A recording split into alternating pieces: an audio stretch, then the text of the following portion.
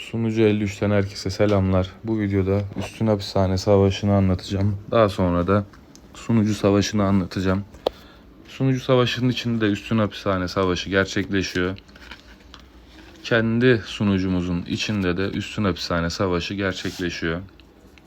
Şimdi ben burada kendi sunucumuz içinde Üstün Hapishane Savaşı olursa nasıl oluyor onu anlatacağım. Daha sonra da zaten Sunucu Savaşı ile ilgili çektiğim videoyu anlatacağım. Bu videoyu Sunucu Savaşı'ndan sonra çektiğim için şu an zaten Üstün Hapishane'ye karşı sunucudan bir klan kontrol ediyor.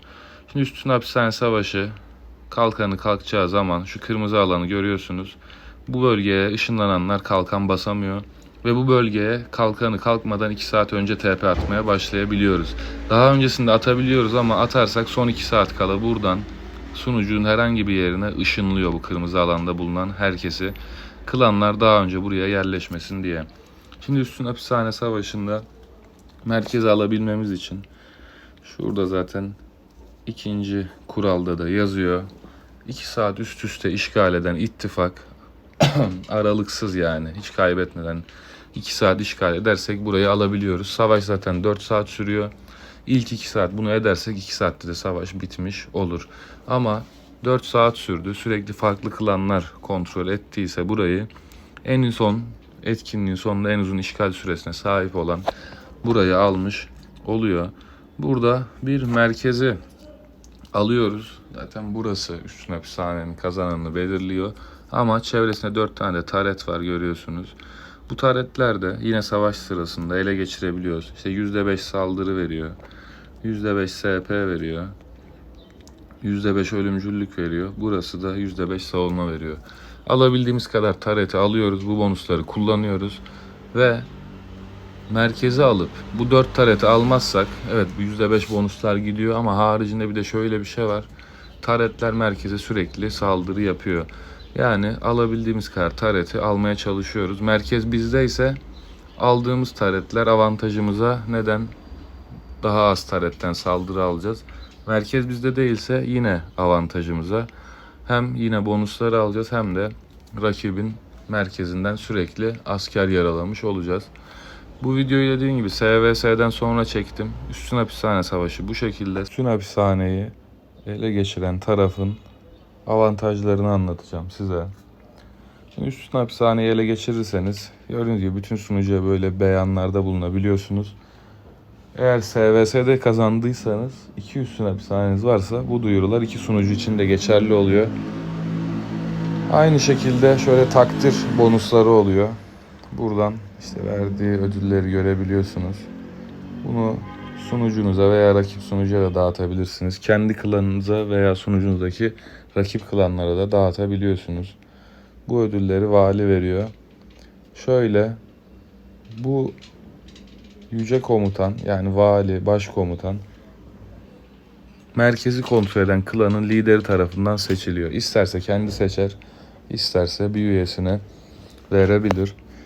Takdirden sonra yine karar var. Yine aynı şekilde başkomutan belirliyor. Burada bakın düzen puanları var. Günlük etkinlik sandıkları burada düzen puanı birikmesini sağlıyor. Buradaki puanlarla da şöyle mesela işte 24 saat diyelim ki araştırma hızlandır, iyileştirme hızlandır vesaire özellikleri var. Bütün sunucuda geçerli oluyor bu. Ayrıca şöyle mesela bir müdürün diğer müdüre saldırmasını 1 saat boyunca engelleyebiliyorsun. Daha sonra bir müdürün hapishanesini rastgele bir yere ışınlayıp işte ona 10 saat kalkan veriyor. Bir de herhangi aradığınız birinin hapishanesini hızlıca bulmanızı sağlıyor. Tabi bunların kullanım sınırı var gördüğünüz gibi. Bunları kullanabiliyor. Bir de vazifemiz var. Şöyle vazifeye geldiğimizde atama var 6 tane ve 6 tane ceza var. Buradan şu şekilde cezaları yine başkomutan veya şu İçişleri yöneticisi verebiliyor. İçişleri neden verebildiğini de anlatacağım. Başkomutan bu değil ama yine de verebiliyor. Böyle bu cezalardan verebiliyorsunuz istediğiniz süreyle. Atama var. Burada da bonuslar var. İşte kaynak toplama hızı, inşaat, işte iyileşme, ölümcüllük takviyesi, birlik eğitimi ve saldırı takviyesi gibi.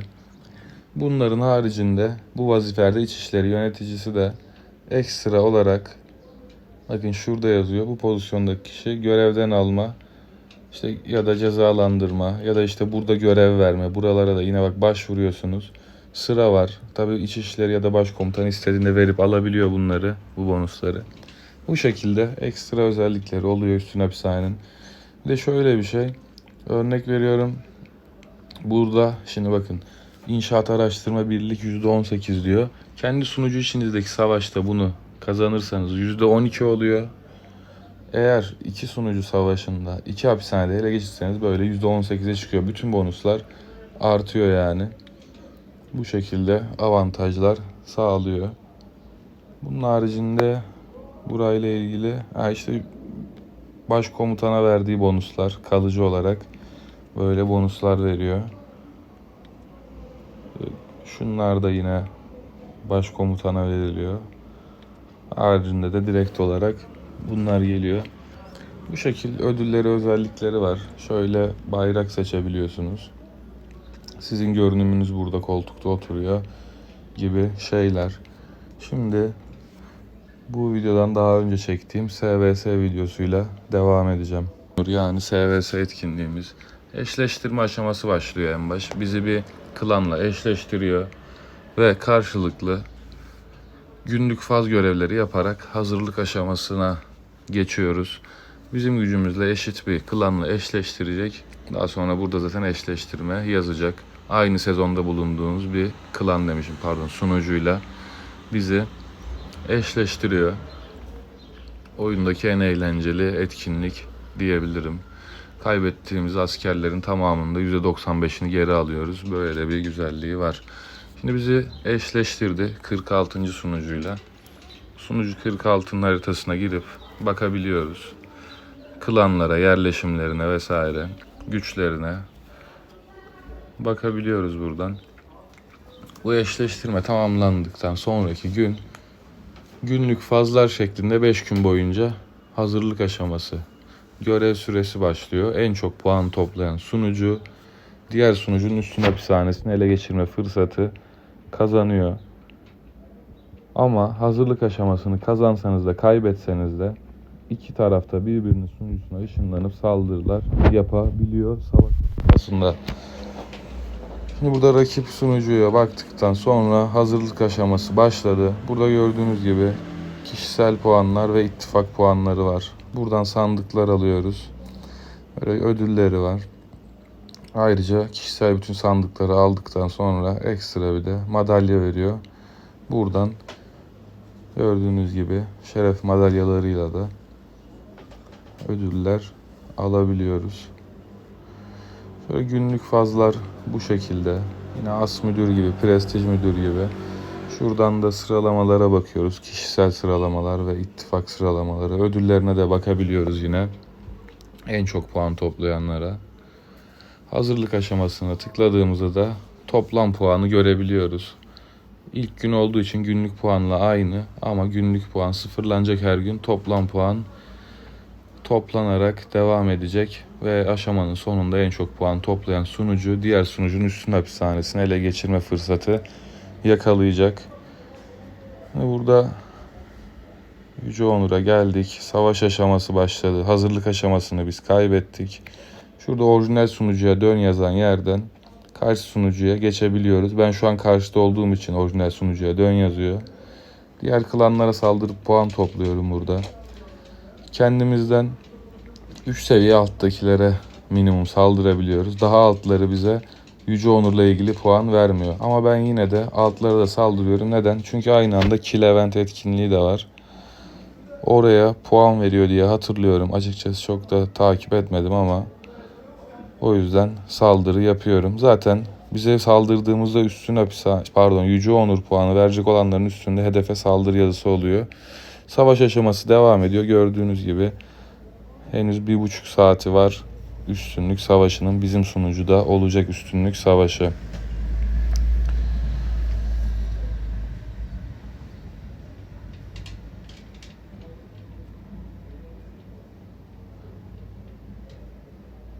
Evet, üstünlük savaşı başladı. Savaş aşaması açıldıktan 2 saat sonra da üstünlük savaşı, üstün hapishane savaşı başlıyor. Şu taretin üstünde gördüğünüz o açık kapalı butonu SVS sırasında aktif oluyor bu. Diğer normal sunucu içi savaşta aktif olmuyor. Onu açıp kapatabiliyoruz. Açtığımız zaman sunucumuzdan olan bütün ittifaklara bonusları sağlamış oluyoruz. Ama kapatabiliyoruz. Kendi isteğimize bağlı. Ben açık bırakıyorum. Tareti aldığımda. Burada yine üstün hapishane ile aynı şekilde günlük ödülleri oluyor. Pardon, etkinlik ödülleri oluyor. Puanları nasıl topluyoruz? Asker öldürerek bu merkezdeki. Bizim askerlerimiz öldüğünde ve işgal süremize göre puan toplamış oluyoruz. Ben şimdi burada etkinlikte nasıl yüksek puan topluyorum? Tutabileceğim bir yerde sürekli olarak takviye birlik gönderiyorum. O tareti tutup hem sunucuyu, klanımı destekliyorum hem de puan kasıyorum. Gördüğünüz gibi 1. sıradayım. Sıralama ödülleri yine aynı üstünlük savaşında olduğu gibi burada da aynı. SVS'de de aynı, kendi sunucu içimizdeki savaşta da aynı puanları veriyor. Bu arada savaş devam ederken sürekli raporlara bakıyoruz ve seri şekilde birer saatlik iyileştirmeler yapıyoruz. Askerlerimiz işe almaya düşmesin diye. Burada dediğim gibi benim uyguladığım taktik, tutabileceğim yeri uzun süre tutuyorum. Gelenlere sürekli iyileştirme basıp asker takviyesi gönderiyorum. Diğer taraflara zaten üstün savaşında da yine SVS'deki üstün savaşında da tek bir kol kullanabiliyorsunuz. Yani 2 tarete ya da bir merkeze bir tarete gibi gönderme şansınız yok. Tek bir yere gönderiyorsunuz. Bu da avantaj oluyor benim için. Şimdi bu merkezdeki arkadaşa bakın bonuslara. Hem tarete hem merkez tutabilse yani pek imkanımız olmaz. Zaten ben ondan alabileceğimizi düşünmediğim için taret tutmaya devam ediyorum. Merkeze herhangi bir saldırıya katılmıyorum. Bu şekilde puan kasıyorum. Savaşta devam ediyor. İşgal süresi 15 dakika kaldı. Onu tamamlasalar onların olacak. Bu üstün hapishanede 2 sunucuyu da kontrol etmiş olacaklar. Kendi sunucularındakinin kalkanı kalkmadı zaten. Direkt bizim sunucuda yapılıyor savaş. Neden? Çünkü hazırlık aşamasını kazandıkları için. Hazırlık aşamasının bize getirdiği fark da bu oluyor.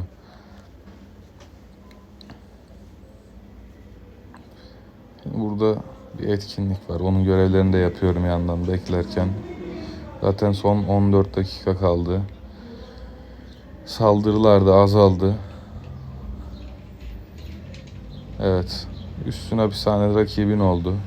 Ama SVS savaşımız devam ediyor. Burada gördüğünüz gibi sıralamada 1. oldum.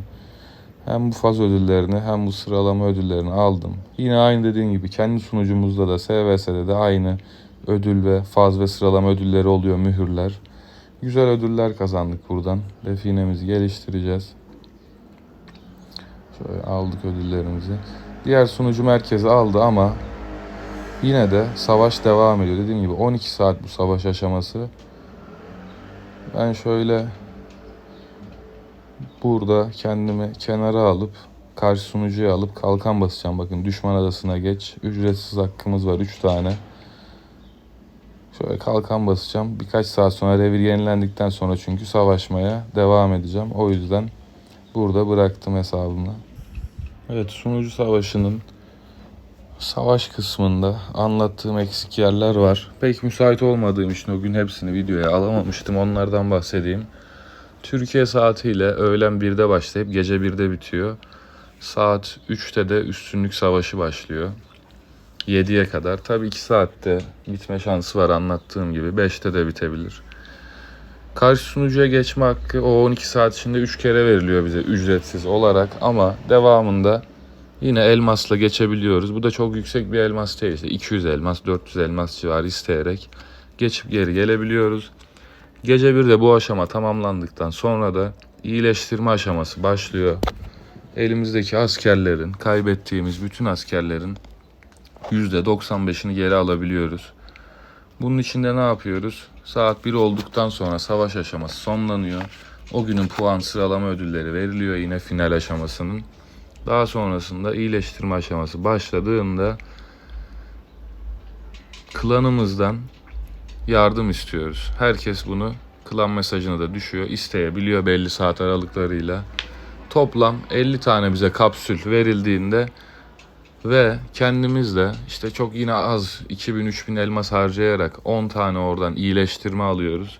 Bunları aldığımızda ve o 50 iyileştirme klanımızdan verildiğinde askerlerimizin %95'i geri canlanıyor. %5'ini kaybetmiş oluyoruz.